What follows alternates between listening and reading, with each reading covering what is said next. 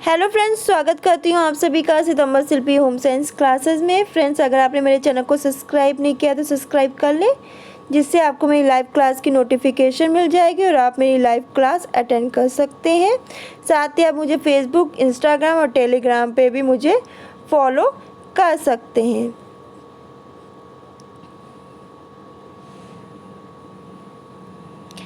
Friends, आज की class में हम लोग पढ़ने जा रहे हैं प्राकृतिक कृषि। इससे पहले कि अगर आपने क्लासेस ना देखी हो टेक्सटाइल की, तो आप प्लेलिस्ट में जाइए, वहाँ एक प्लेलिस्ट बनी होगी टेक्सटाइल स्पेशल क्लास की। वहाँ से मैं 0 लेवल से टेक्सटाइल पढ़ा रही हूँ। टेक्सटाइल की शब्दावली क्या होती है, टेक्सटाइल स्टार्ट कहाँ से हुआ, सब कुछ पढ़ा रही हूँ। आज जो टॉपिक है प्राकृतिक कृषि, ये मैं पढ़ाऊँगी। अगर इससे पहले क्लासेस नहीं देखी है तो टेक्सटाइल स्पेशल वाली क्लास में जाइए, प्लेलिस्ट में मिल जाएगी, और इससे पहले की क्लास आप देख लीजिए, नोट्स बना लीजिए। अगर आप ये टेक्सटाइल स्पेशल वाली क्लास को पूरा अटेंड करते हैं, पूरी क्लासेस देखते हैं, तो टेक्सटाइल का कोई भी क्वेश्चन ऐसा नहीं है जो आप नहीं कर पाओ, सभी आप क्वेश्चन आराम से कर लोगे। प्राकृतिक रेशे, प्राकृतिक स्रोतों से प्राप्त रेशों को हम प्राकृतिक रेशे कहते हैं। जो नेचुरल स्रोत हैं उनसे प्राप्त रेशों को हम प्राकृतिक रेशे कहते हैं। वस्तु उपयोगी प्राकृतिक रेशे पौधों के विभिन्न भागों से, जीव जंतुओं के बालों से, कुछ कीटों द्वारा स्रावित पदार्थों से प्राप्त होते हैं। इसके अतिरिक्त कुछ रेशों को हम खानों से प्राप्त धातुओं में से निष्कासित किए जाते हैं, जैसे सोना, चांदी के तार आदि।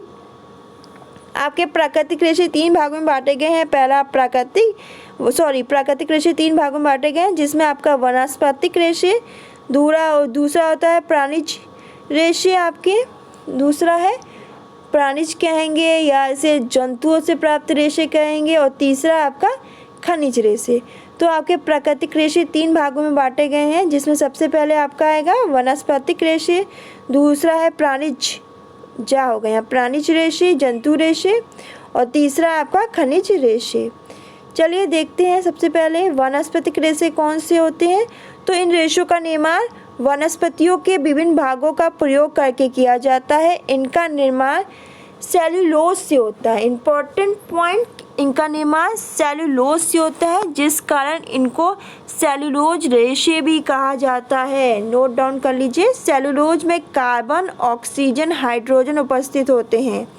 वनस्पतिक रेशों पर क्षार का प्रभाव तो नहीं होता, पर ये अम्ल में शीघ्र प्रभावित होते हैं। ये अम्ल में बहुत ही जल्दी प्रभावित होते हैं। सेल्यूलोज रेशों से मुलायम एवं आरामदायक वस्त्र बनाए जाते हैं। तो सेल्यूलोज रेशों से हम मुलायम और आरामदायक वस्त्र बना सकते हैं। ये शीघ्र सिकुड़ जाते हैं। और जो प्रमुख वनस्पतिक तंतु हैं वो इस प्रकार हैं। पहले आपका आता है कपास। एक शॉर्ट फॉर्म में हम लोग पढ़ेंगे, उसके बाद डीपली पढ़ेंगे हर एक रेशे को। कपास, इसका रेशा कपास के पौधे के बीज से प्राप्त होता है। इसी वजह से इसे बीज बाल भी कहते हैं। ये लगभग 3 से लेकर 5 फुट लंबा होता है। ये प्राचीनतम और विश्वव्यापी तंतु है। इससे बने वस्त्र स्वास्थ्यप्रद और सुलभ होते हैं। जूट, ये तंतु जूट के पौधों से प्राप्त किया जाता है। जूट का पौधा लगभग 5 से लेकर 12 फीट तक लंबा होता है। कपास के बाद जूट ही वस्त्र निर्माण में प्रयोग किया जाने वाला तंतु है।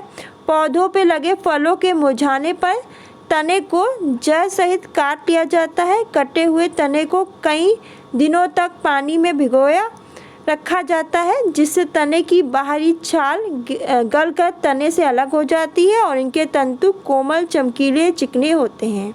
लिनिन, ये तंतु फ्लेक्स नामक पौधे से प्राप्त होता है। फ्लेक्स लगभग 40 से लेकर 60 फुट तक लंबा होता है। इंपॉर्टेंट लाइन, फ्लेक्स से लिनिन को निकालने के लिए पौधे को जूट की ही भांति पानी में गीला होने के लिए छोड़ दिया जाता है। कई दिनों तक पानी में भीगने के बाद पौधे की बाहरी छाल गलकर तने से अलग हो जाती है, जिससे अंदर के तंतु अलग हो जाते हैं।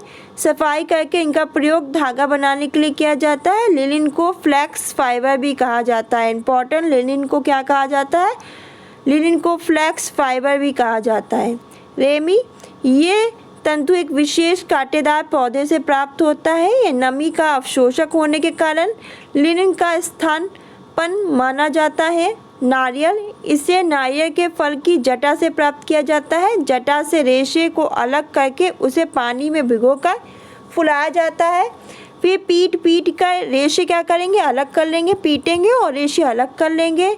इसके वस्त्र नहीं बनते हैं, याद रखिएगा, इसके वस्त्र नहीं बनते। डोर मैट्स, दरियाँ, गद्दे, कालीन, चटाई बनाई जाती हैं। तो नारियल के फल की जटा जो प्राप्त होते हैं उससे क्या बनती हैं, डोर मैट्स, दरियाँ, गद्दे, कालीन, चटाई बनाई जाती है। इम्पोर्टेंट।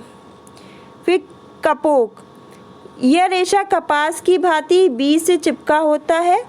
इसके पौधे भारत और वेस्ट इंडीज़ में पाए जाते हैं। इसका रेशा कपास की तुलना में छोटा और चिकना होता है। सन, इसे पटसन नामक पौधे से प्राप्त किया जाता है। ये क्वेश्चन बहुत बार पूछा गया है। ये कांटेदार पौधा होता है जो भारत के पश्चिमी बंगाल राज्य में पैदा होता है।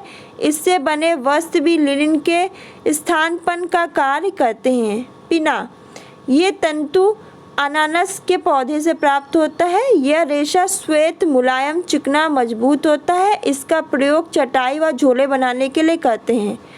अबाका, ये तंतु अबाका के पौधे से प्राप्त किया जाता है। अबाका का पौधा 10 फीट के लगभग लंबा होता है। अबाके का पौधा कितना, 10 फीट के लगभग लंबा होता है। यह फिलीपींस, इंडोनेशिया, सुमात्रा में अधिकांश मिलता है। इसे मनीला भी कहा जाता है। इम्पोर्टेंट, इसे मनीला भी कहा जाता है। इसके तंतु सफ़ेद व चमकीले होते हैं जिसकी रस्सी आदि बनाई जाती है। इम्पोर्टेंट, अबाका की क्या बनाई जाती है, रस्सी। इम्पोर्टेंट, यहाँ से क्वेश्चन आता है। सीसल, यह सीसल के पौधों से प्राप्त किया जाता है। सीसल की फसल लगभग 4 माह में पकती है। सीसल की फसल कितनी माह में, 4 माह में। पौधे में जड़ के पास से ही पत्तियां निकलती हैं जिन्हें तोड़कर रेशा निकाल लिया जाता है। यह भी दक्षिण पूर्वी एशियाई देशों में होता है। अब पढ़ेंगे जंतुओं से प्राप्त प्राणिज रेशे। ये रेशे जानवर कीटों से बालों ये रेशे जो हैं जानवर से, कीटों के बालों से, कीटों से स्रावित पदार्थ से बनते हैं। प्रकृति में अनेक पशु ऐसे भी हैं जिनके शरीर में लंबे बाल होते हैं, विशेषकर पहाड़ी व ठंडे स्थलों में। इन बालों को मनुष्य द्वारा प्राप्त करके वस्त्र निर्माण में प्रयोग किया जाता है।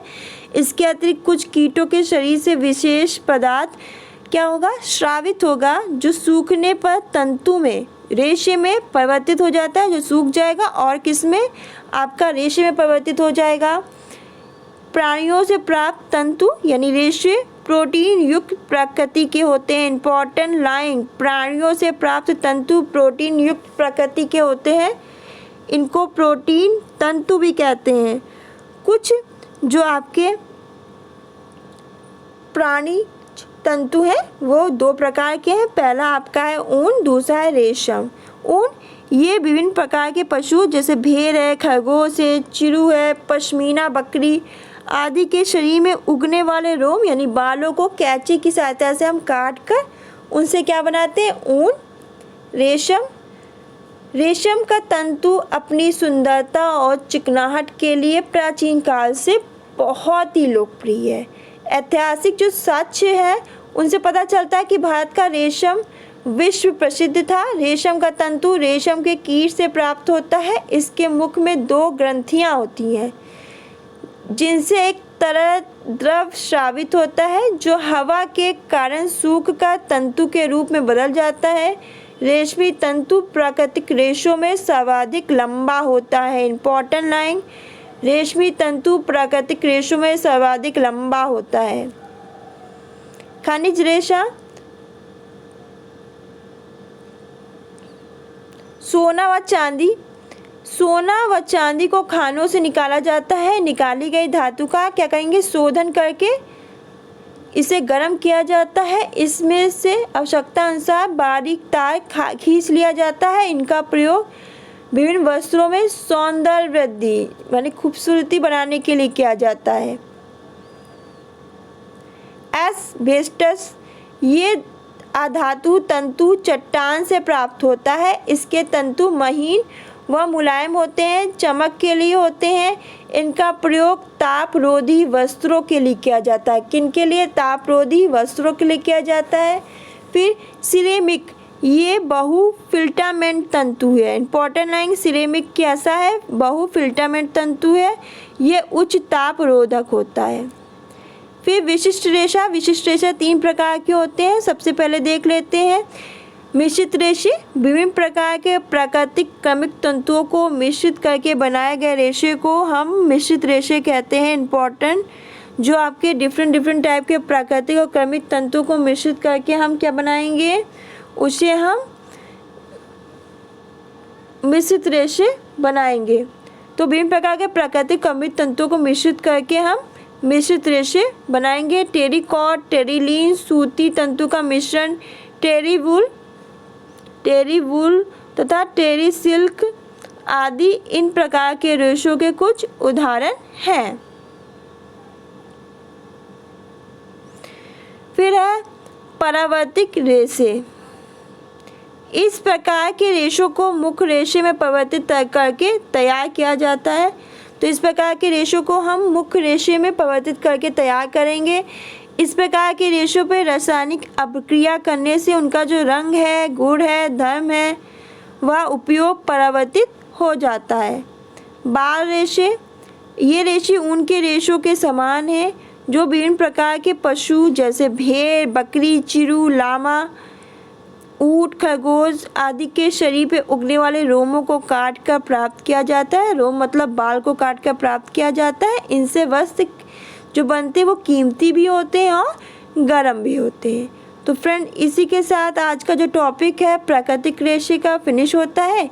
कल की क्लास में हम लोग कपास के बारे में अच्छी तरह पढ़ेंगे, उसकी हिस्ट्री क्या है, उसकी विशेषताएं क्या हैं, उसके गुण और धर्म क्या है, सब पढ़ेंगे। आज के लिए बस इतना ही। वीडियो अच्छी लगी तो प्लीज़ फीडबैक दिया करिए, मुझे बहुत अच्छा लगता है आप लोग फीडबैक देते हैं। मुझे पता चलता है मैं अच्छा पढ़ा रही हूँ, ख़राब पढ़ा रही हूँ, क्या चेंजेस करना चाहिए, समझ में आ रहा है कि नहीं। इसलिए फ़ीडबैक ज़रूर दीजिए, कमेंट ज़रूर कीजिए, वीडियो को लाइक करें, शेयर करें, चैनल को सब्सक्राइब करना बिल्कुल ना भूलें, जिससे आपको मेरी लाइव क्लास मिलेगी। आज के लिए बस इतना ही, मिलते हैं नेक्स्ट वीडियो में। तब तक खुश रहिए, मुस्कुराते रहिए, अपना ध्यान रखिए। धन्यवाद।